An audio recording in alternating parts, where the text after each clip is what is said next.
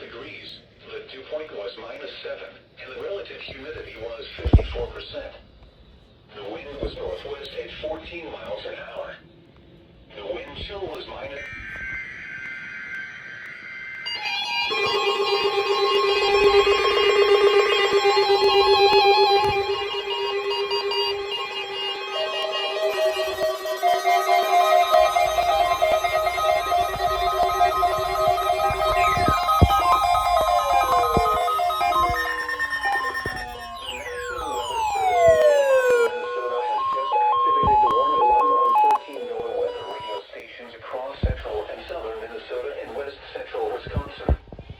During dangerous weather situations, these specially built radios are automatically activated to warn for the hazard.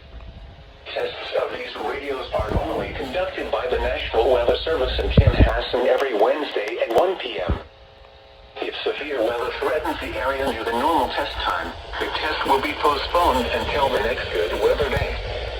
The warning alarm will be activated for selected watches, warnings, and statements affecting central and southern Minnesota and west central Wisconsin.